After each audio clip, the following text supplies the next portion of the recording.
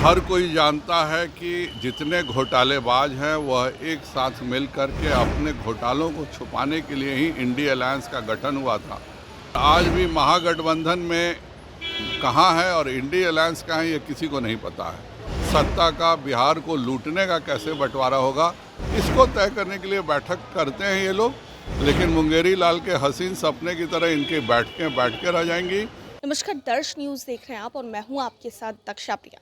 लगातार महागठबंधन का जो बैठकों का दौर है वो तेज़ है और ऐसे में अब कुल मिलाकर तीसरी बैठक कल महागठबंधन की हुई और इसको लेकर के अगर बात की जाए सत्ता पक्ष की या फिर बीजेपी की, तो काफ़ी ज़्यादा बीजेपी के जो लोग हैं वो महागठबंधन की बैठक को लेकर हमलावर नज़र आ रहे हैं।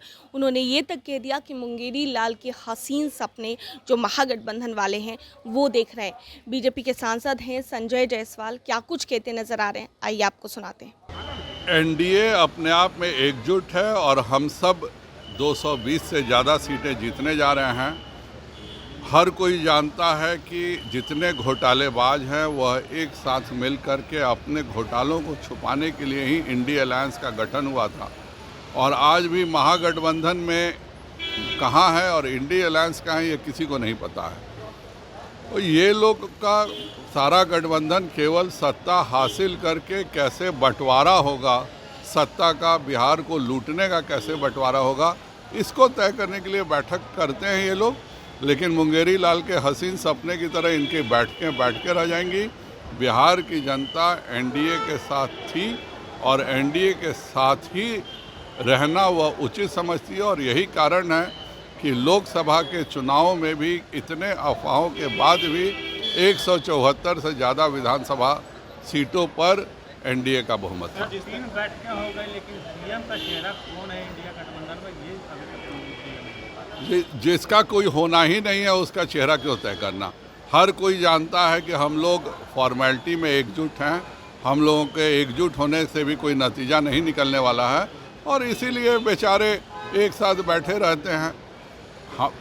एनडीए बिल्कुल क्लियर है कि हम अपनी सरकार 3/4 बहुमत से बनाएंगे। जिस तरीके से रफाल का मजाक उड़ा रहे हैं अजय राय हैं, यूपी के कांग्रेस के अध्यक्ष हैं, उन्होंने कहा कि रफाल सिर्फ रखने के लिए है, क्या पहलगाम को लेकर के कह रहे हैं? कांग्रेस के पास न दिमाग है, न उसके पास संतुलित लोग हैं और न ही उनको इस देश से कोई मतलब है।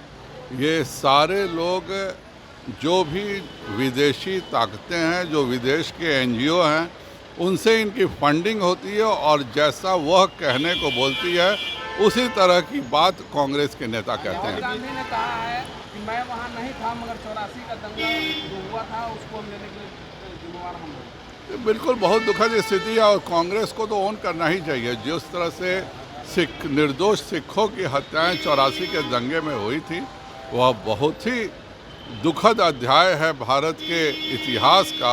और कांग्रेस चाहे वह 1947 के बंटवारे में हिंदुओं की हत्याएं हो, चाहे 84 में सिखों की हत्याएं हो, सबकी दोषी कांग्रेस है।